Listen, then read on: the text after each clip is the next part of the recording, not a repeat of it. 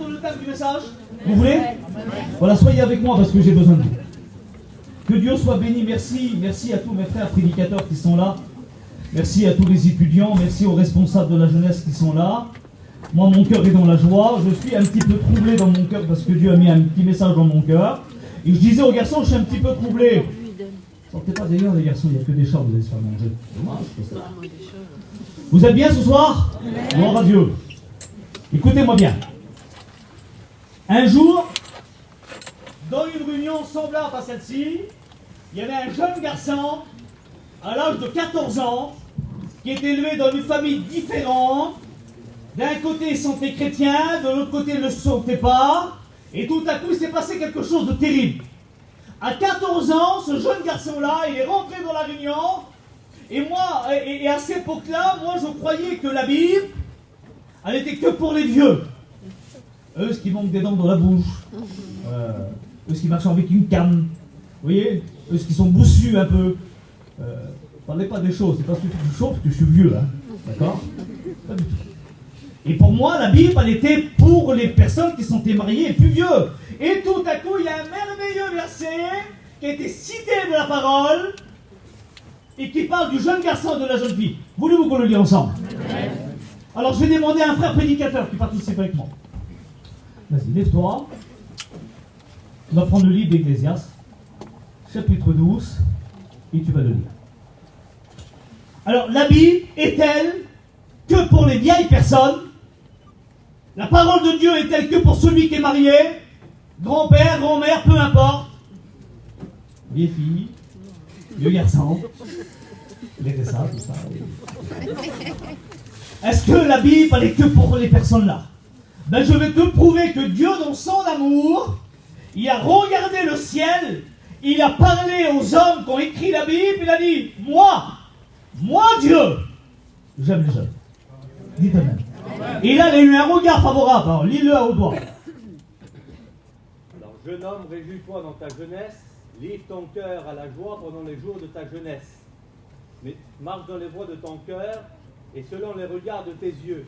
Mais sache que pour tout cela, Dieu t'appellera en jugement. C'est vrai. Dites Amen. Amen. Là, on voit dans le verset là, moi, à l'âge de 14 ans, comme je suis rentré dans la réunion, et tout à coup que le pasteur a prêché, j'avais 14 ans et je me disais, Seigneur, c'est pas possible que toi, tu as pensé à moi. Que la Bible, il y a un verset pour moi. Je dis donc, Seigneur, j'ai de la valeur. Ben, laisse-moi te dire ce soir qu'aux yeux de Dieu, tous les jeunes garçons, toutes les jeunes filles, vous avez de la valeur aux yeux de Dieu. C'est-à-dire que Dieu a pensé à vous. Il dit, réjouis-toi pendant les jours de ta jeunesse, livre ton cœur, marche dans le regard de tes yeux. Et vous comprenez ça? Et dans ce moment-là, qu'est-ce qu'on veut? On veut boire, on veut fumer, on veut sortir, et on fait les 400 coups. On va s'imaginer un petit peu une scène. Écoutez-moi bien. En quelques minutes. Ce soir, Frahim, il se marie. Je suis un jeune garçon, je vais me marier. Et là, à côté, là, on va louer un des plus gros châteaux qu'il peut avoir, la plus belle des sorties. Et ce soir, il y a le mariage à Frahim, ça va être le plus beau. Il y aura du champagne à foison, la plus belle des musiques. Inquiétez-vous pas, ça va se déranger de toute la France. Un mariage extraordinaire. Et tout à coup, toi, tu vas te préparer. Se réjouir, c'est ça. Un jeune garçon et une jeune fille se réjouir, se prépare. Comme vous savez préparer ce soir, vous êtes tous... tous beaux un peu. Vous comprenez, hein? Vous êtes tous bien. Comme on est dans l'église, on est bien. Vous dites Amen l'église. Et là, tout à coup, le mariage commence. Allez, je vous pose une question ce soir. Les jeunes garçons et les jeunes filles, celle et celui qui se lève à 9h le matin, levez la main. C'est en voie de disparition, ça. Oui, exactement. 10h. Un peu plus. 11h. C'est vraiment en voie de disparition. Midi. 1h. 2h. 3h. Alors, je sais très bien, vous comprenez, mais là, il y a le mariage à Frahim ce soir, c'est se réjouir. Et tout à coup, tes parents, il est 9h, 8h30, 9h, mais il y a le mariage à Frahim aujourd'hui. Alors, vous comprenez que toi, tu te lèves qu'il est midi, 1h, 2h, 3h, mais tu veux te réjouir, il y a le grand mariage, tout le monde sera là. Regardez-moi c'est de se réjouir. Et là, tout à coup, il est 8h le matin. Tu rentres dans la campine de tes parents, et tes parents te gâtent. Et tout à coup, ton père, il va regarder, la petite est malade. Le petit est malade. Il y a quelque chose, c'est pas normal ça. Il y a quelque chose qui se passe. Et tout à coup, le père se lève, ça va, ma petite est bien, il faut appeler le médecin, il faut qu'elle à l'hôpital. Qu'est-ce qui se passe? Non, c'est le mariage à Frayé, monsieur. D'accord. Et c'est à quelle heure? C'est à 8h. Et pourquoi tu t'aimes maintenant? Il faut se préparer. Et là, tout à coup, si vous êtes dans une place qui a quelques campines, vous voyez la jeune fille qui rentre dans le camping de la jeune fille à l'autre, elle prend une chemise blanche, et l'autre apprend la robe bleue, et l'autre après de s'essuyer. Vous rigolez les filles parce que c'est comme ça. Et vous se prêtez les habits comme ça. Et là, tout à coup, il y a une préparation. Allez, je coupe plus court. Et là, toute la sainte journée, tu t'as préparé, t'as pas mangé parce que la robe que t'as mise, si tu manges, elle va plus.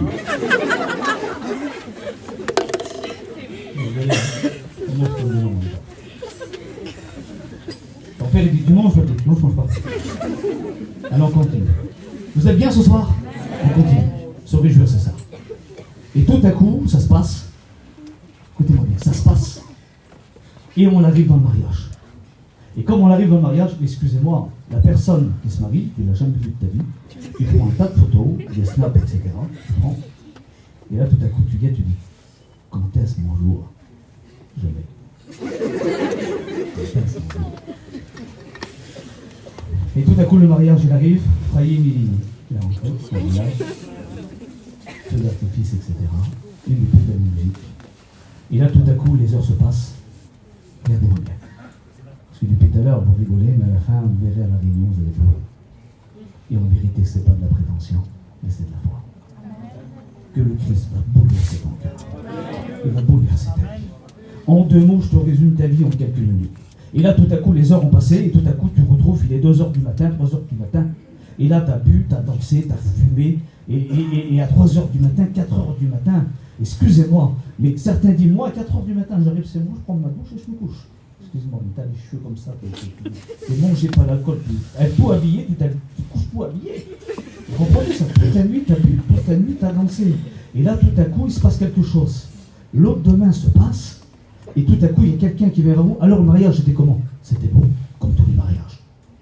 Tu t'as préparé une journée complète, t'as bu, t'as dansé, une journée complète, tu t'as réjoui, tu te couches, tu te lèves, t'as pas changé. Tu es toujours triste. Tu es toujours angoissé.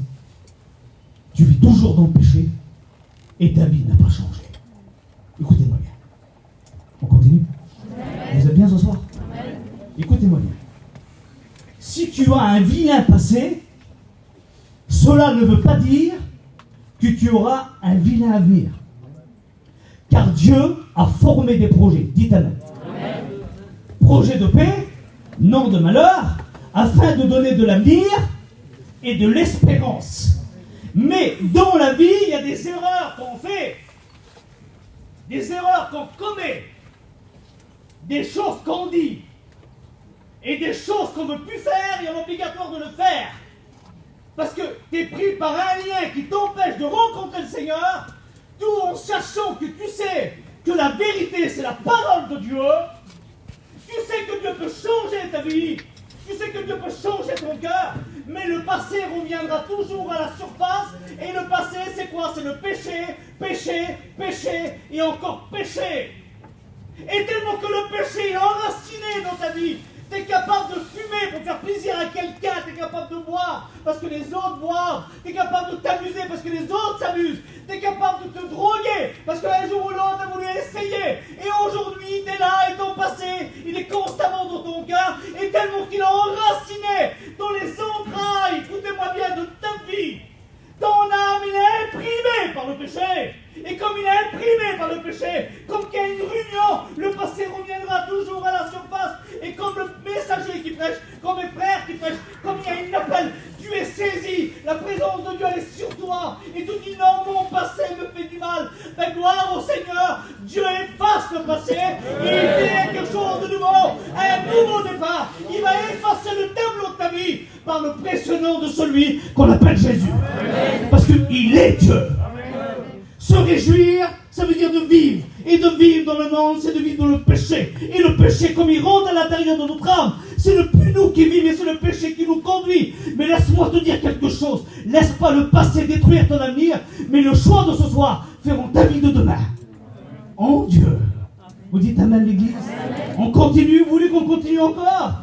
Et comme on vit dans le péché, il y a quelque chose qui est au milieu de nous, dans notre cœur, que personne ne voit. Mais la Bible a dit que Dieu lit dans les cœurs, comme dans un livre ouvert.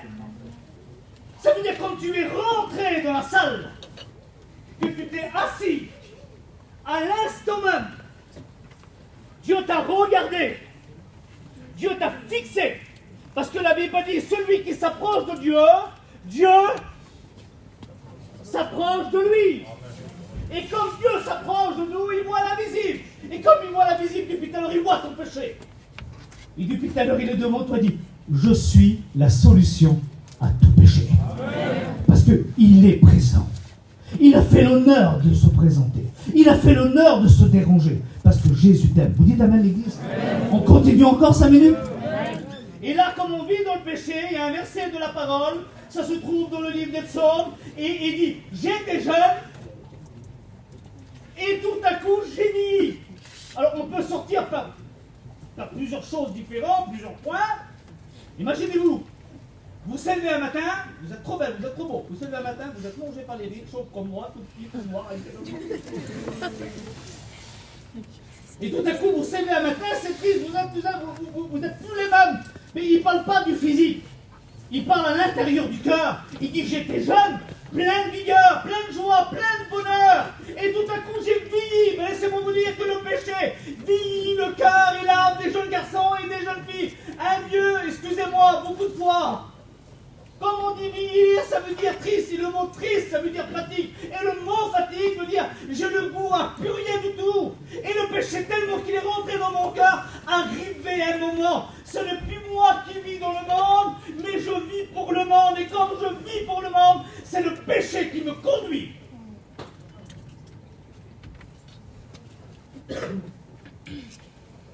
Depuis tout à l'heure, t'es assis, et ça te dit à l'intérieur de ton cœur, sors, t'as besoin de fumer. Sors, tu vas pas tenir. Sors, prends ton paquet de cigarettes. Et certains aussi, sors, prends ton auto, tu vois bien, c'est une réunion comme tous les autres. Non, tous les réunions sont bénis, c'est pas tous les mêmes. Parce que quand Jésus se dérange, c'est le miracle qui se dérange. Ah ben je suis fier de toi, parce que tu vas pas sortir pendant la réunion et il y aura une solution pour toi. La solution s'appelle Jésus. Écoutez-moi bien, la Bible elle dit, écoutez-moi bien, quand on vit dans le péché, il y a quelque chose qui nous empêche. Il nous empêche. Le passé revient. Écoutez-moi bien. Un jour, un homme a dit ces mots-là. Si ton cœur te condamne, dites-le. Alors, je me pose la question aux frères prédicateurs étudiants, ils vont me répondre. Si ton cœur te condamne, Jésus est plus grand. Dites-le les garçons. Plus grand que ton cœur. Vous voulez savoir qu'est-ce qui va se passer sur la chaise après là? Amen. Vous voulez savoir? Méritez, vous verrez.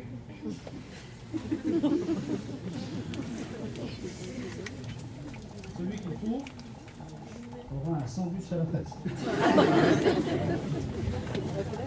Vous êtes bien ce soir? Allons, on continue. Écoutez-moi bien.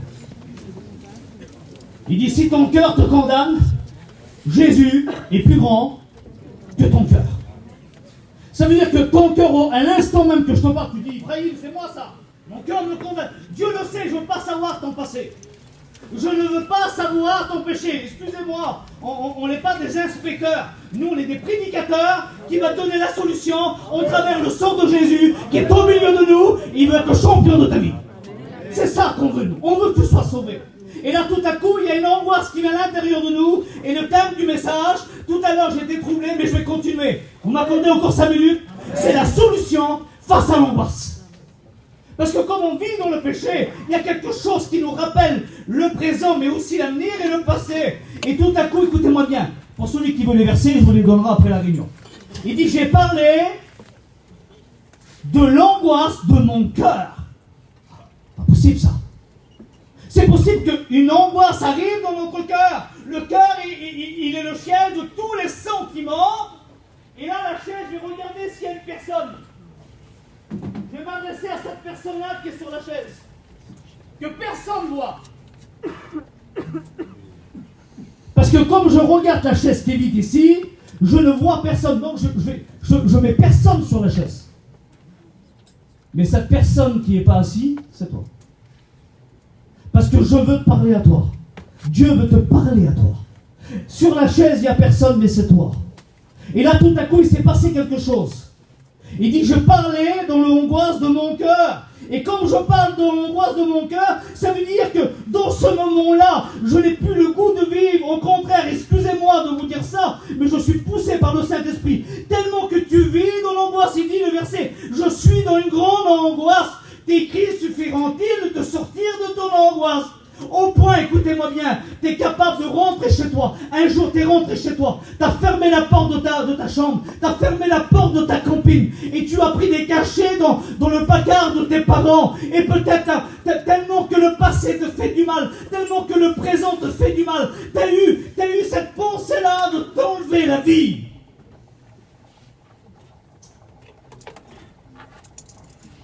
Parce que aucune personne te voyait, Dieu t'a vu. Et comme Dieu voit, il n'est pas un plus, il est un tout. Et comme Dieu il est un tout, il est capable de t'apporter le tout dans ta vie. Et un jour, tu as dit, Ephraïm, oui, j'étais là à deux doigts de m'enlever la vie. Mais tout à coup, il y a eu une pensée, une idée. Ben laisse-moi te dire que cette pensée, cette idée, ben gloire au Sauveur, que tu ne l'as pas fait. Si tu es là, parce que Dieu a une solution pour toi. Il n'y a pas d'hasard avec le Seigneur. Il n'y a que des rendez-vous. Vous dites Amen. Écoutez-moi bien. Il dit, tes cris suffiront-ils? Écoutez-moi bien. Un jour, on a fait une réunion. Je continue, vous voulez? Ouais. Bien. Un jour, on a fait une réunion. Il y avait une fille elle avait tout. Tout ce que son cœur rêvait, l'autre demain, elle l'avait. Une très belle voiture, une très belle cantine. Madame a s'est habillée par H&M.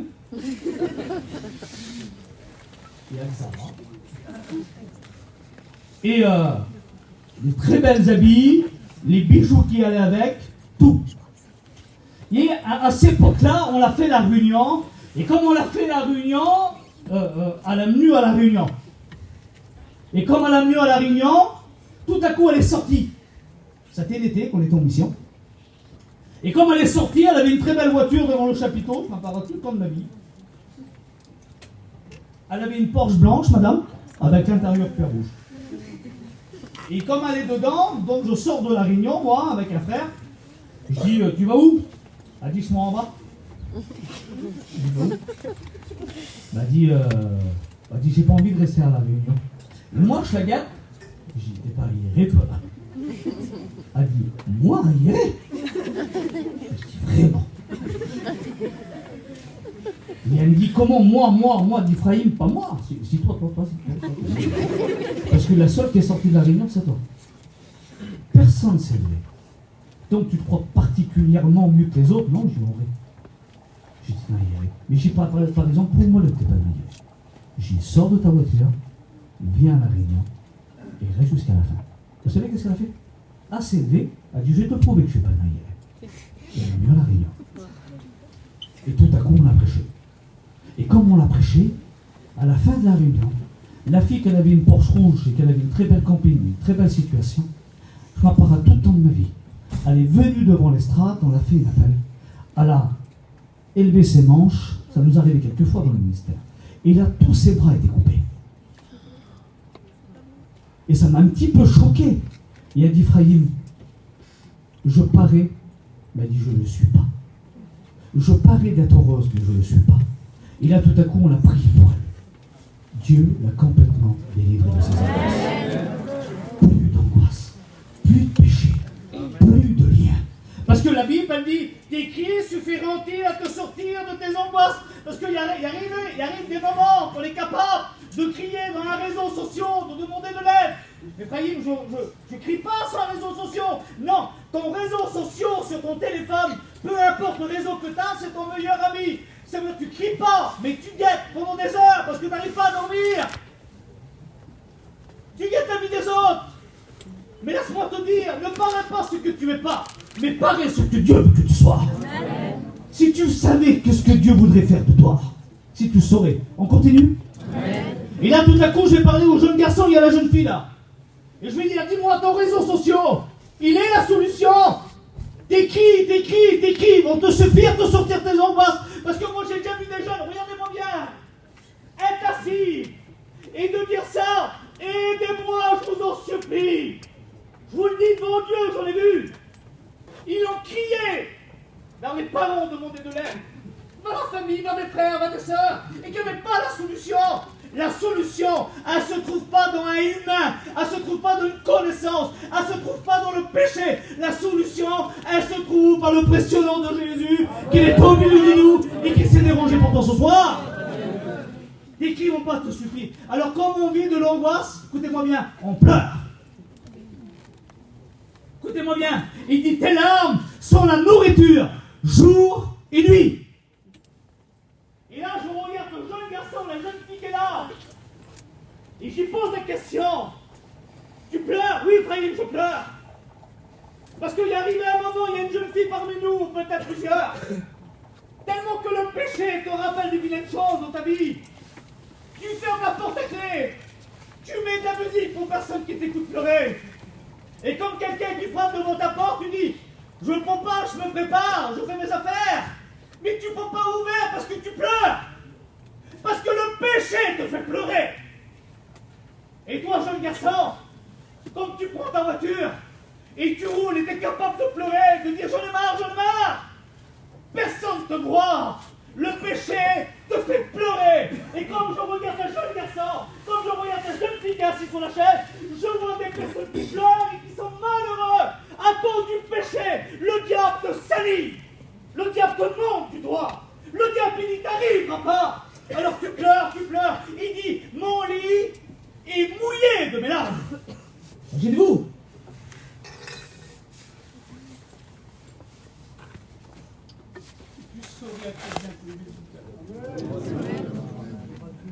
Si tu saurais cette valeur qu'il veut faire de toi. Alors il y a la solution à l'angoisse. Vous voulez qu'on la voit ensemble? Alors sur la chaise là, on voit un jeune garçon et une jeune fille. Mangez par l'angoisse, la tristesse. Et cette personne-là, je regarde, je dis c'est pas possible, quelle est la solution? Cette personne-là, je veux la prendre dans les bras. Je veux prier pour elle, pour lui. Je veux l'aider, mais moi, j'ai pas la solution. Et la Bible a dit, écoutez-moi bien, dans leur détresse, ils crièrent à l'Éternel. Il est la solution. Amen. Il dit, ils crient à l'Éternel, et l'Éternel les délivra de leur angoisse. Dites amen, l'Église. C'est comme qu'on crie vers Dieu que Dieu vient. Dieu ne te demande pas de venir à genoux devant l'Église, que Dieu fasse ce que tu fais. Mais il ne te demande pas ça ce soir. Celui qui avoue et qui veut délaisser obtiendra miséricorde. Amen. Et là, tout à coup, moi, j'ai pas la solution. Écoutez-moi bien. Alors, je regarde le jeune garçon, je regarde la jeune fille là. Je veux l'aider. Le péché l'écrase, elle est enchaînée. Dis Seigneur, quelle est la solution? Moi, j'ai pas la solution. Mais Dieu me dit, Frahim, dis que je sais la solution. Dans leur détresse, ils crièrent. Toi, c'est toi ça. La chaise, c'est toi. Je veux pas mettre de nom, mais mets ta vie. Et tout à coup, la vie est pas dit dans leur détresse. Alors ce soir, dans le silence, tu vas dire Seigneur, Faïd, c'est ma vie. Je veux m'enlever la vie. Je suis pris par le péché. Je suis pris par la drogue. Je suis pris par l'alcool. Je suis pris par les amusements. Peu importe ton péché. Je ne veux pas le savoir. Moi, la seule chose qui compte, je veux que l'enfer tremble et que le ciel soit en fête. Parce que Jésus s'est dérangé pour toi. Amen. Et là, tout à coup, je regarde. Écoutez-moi bien, comme on crie vers Dieu, dans leur détresse, ils crièrent, et l'Éternel les délivra de leur angoisse, et tout à coup, Dieu entend la voix de nos larmes. Dites Amen. Amen. Mais tu dis, frère, je ne sais pas prier, moi. Je ne sais pas prier. Ben, laissez-moi vous dire que même Jésus a pensé aux larmes du jeune garçon et de la jeune fille. Parce qu'il sait qu'un jeune garçon et une jeune fille n'ont pas la patience de prier. Dieu le sait que des fois il y a des jeunes garçons et des jeunes filles qui ne savent pas prier. Mais comme ils sont capables de fermer les yeux et de pleurer sur leur péché, leur état, la larme qui coule sur ton visage ici, qui va couler pendant la réunion, chaque larme qui va couler, ça sera une lettre d'une prière caché dans ton cœur, et le seul qui est capable de lire dans tes larmes le cri de ta détresse, il s'appelle Jésus, et inquiète-toi pas, il verra ce soir. Dites amen l'église. Il dit, il a entendu la voix de tes larmes. Alors s'il entend la voix de tes larmes, il est la solution. Il dit, tu pourras plus te tourmenter. Terminé. Pas possible ça. Jésus vient à ta rencontre. Ça c'est toi. Il vient à ta rencontre. Il dit, j'ai vu ta détresse, j'ai vu la voix de tes larmes, mais il dit, je suis la solution, que son nom soit béni. À toi toute la gloire. Il dit, maintenant je te fais la promesse que je te délivre de ton péché, que je te délivre de tes angoisses. Il dit, maintenant, tu n'auras plus d'angoisse, le verset il dit. Et en plus, il dit, tu ne pleuras plus. Parce que la paix de Dieu surpasse toute intelligence. Dites amen, l'église. Tu sais qu'est-ce qui fait le diable de toi? J'arrête. En vérité, encore 2 petites minutes et j'arrête. Vous m'accordez encore 2 minutes? Amen. J'arrête. Je ramasse tout, j'arrête. Écoutez-moi bien. Si ton cœur te condamne, Jésus est plus grand que ton cœur. Je vous pose la question. Combien fait le billet? 5 euros. 5 euros. C'est ça, bien. Une petite qui a répondu. Bon, 5. Bien. Garçon, combien qui fait le billet là? 5 euros. Bien. Les jeunes de vous, combien qui fait le billet là? 5. Bien. Ça, c'est toi. Tu es assis sur ta chaise et le diable, il parle. Tu vaux rien. Il n'y a pas de solution pour toi. Ce qu'il dit le pasteur là, c'est pas pour toi. Et tu sais que c'est. Et tout à coup, le diable te prend, il fait ça, regardez-moi bien. Il prend ta vie comme ça, il prend ton cœur, tu es assis là, il fait ça. Il braille ta vie. Je vous repose la question, j'ai braillé le billet dans mes mains. Combien qui vaut encore? J'ai broyé dans mes mains. Il vaut toujours 5 euros. Maintenant, je vais le mettre en dessous mes pieds, je vais l'écraser. Combien qui vaut le billet? Ben, laissez-moi vous dire, même que le diable a brisé ta vie, même que le diable a brisé ton cœur, Jésus a payé pour toi, tu as de la valeur, parce qu'il a donné sa vie pour toi.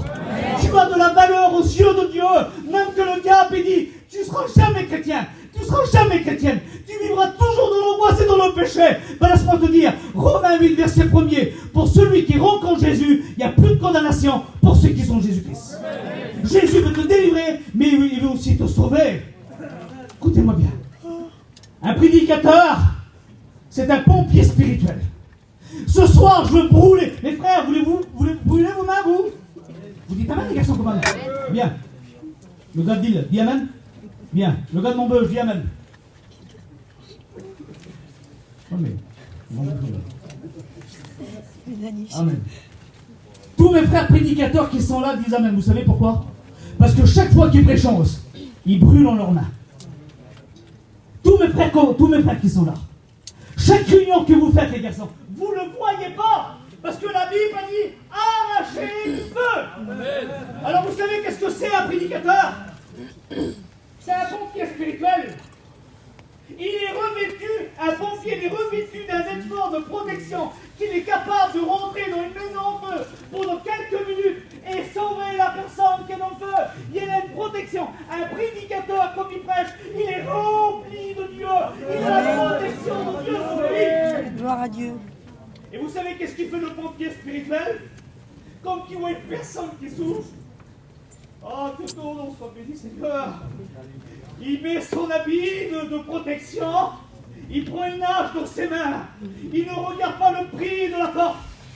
Non. Il regarde l'âme qui a sauvé. Et il brise la porte. Il rentre dans le feu. Et il sent la personne qui souffre. Ben, ce soir, on travers la parole, on va casser les portes de l'enfer, on va plonger nos mains et on va sauver ton âme. Parce que Jésus dit arrachez-les du feu. Je veux racheter ton âme du feu. Si ton cœur te condamne, Jésus est plus grand que ton cœur.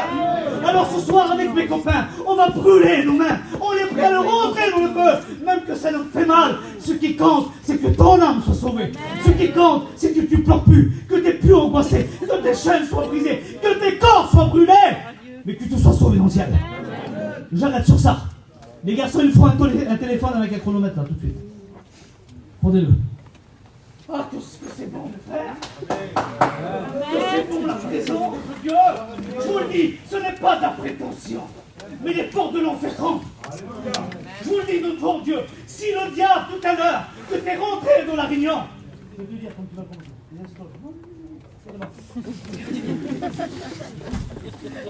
Je dis, quand tu démarres, tu mets en route. D'accord, gros? Écoutez-moi bien. Quand tu es rentré dans la réunion, quand tu es rentré dans l'auto, tu as regardé. Et quand tu as regardé, il se frottait les mains. Cette personne-là, je la veux, moi. Je la veux. Donc pour ça qu'il te rend triste et qu'il t'enchaîne, je la veux. Je la veux, cette personne-là. Alors comme il a rentré, comme tu es venu là, le gars se frottait les mains comme il te regardait. À la fin de la réunion, il a pu se frotter les mains. Je veux qu'il se mord les mains. Je veux qu'il souffre. Mais je veux que Dieu soit rempli d'amour pour chacun d'entre nous. Faïm, il faut combien de temps pour être sauvé? Tu es capable de donner combien de temps qu'il faut pour être sauvé? De passer des ténèbres à la lumière, du péché à la sainteté, de l'enfer au paradis. Mais Faïm, dis-moi, parce que tu as dit dans le verset, Romains 8, verset 1er, il n'y a plus de condamnation pour ceux qui sont en Jésus-Christ. Mais Faïm, combien de temps qu'il faut pour être sauvé? Combien de temps ce soir qu'il faut pour que je sois délivré de mes angoisses, de mon péché? Il y a quelque chose qui vient dans mon cœur. Ton passé te détruit. Job disait, il dit, si j'aurais une chose à faire, c'est de oublier mon passé. Et le prénom de Manassé veut dire oublier mon passé. Ben, je connais encore un meilleur prénom que Manassé. Je connais le précieux nom de Jésus qui va te purifier de tout péché et qui va effacer le tableau de ta vie. Vous dites amen? Encore une minute et j'arrête. Sortez pas d'ailleurs, vous êtes fait manger par les chats. Écoutez-moi bien. Combien de temps, Phraïm, qu'il faut pour être sauvé? Jésus, il est à la croix. Il y a un brigand qui est là. Il y a une conversation se fait. Il y a une prière secrète. Puis tu dis, je ne sais pas prier. Le brigand, il ne savait pas prier. Le brigand n'avait pas des grands mots. Mais là, tout à coup, il a regardé Jésus. Il a reconnu sa misère à l'intérieur de son cœur et de son âme. Il s'est reconnu pécheur. Il s'est reconnu au travers le message de Dieu. Et là, il a regardé Jésus. Vas-y, gourmet. Maître, souviens-toi de moi comme tu seras dans le paradis. Je te le dis, aujourd'hui, tu seras avec moi dans le paradis. Dites amen. Stop. Il faut 16 secondes pour être sauvé. Dites amen, l'église. C'est la conversation de la croix. C'est une des conversations, écoutez-moi bien, les plus rapides. C'est un des saluts les plus rapides de la parole qui a eu un langage. Moi, un jour, j'ai chronomé. Ben, je le fais moi. Il y a des histoires de la Bible que je lis. Mais là, cette conversation-là, un jeune garçon, un homme marié, une femme mariée, une jeune fille. Jésus vient à ta rencontre. Tu demandes pardon. Il faut 16 secondes pour être sauvé. Dites amen, l'église. On l'arrache ton âme de l'enfer. Jésus te délivre de ton péché. Alors maintenant, tu fermes tes yeux, je veux que personne sorte et on prie le Seigneur.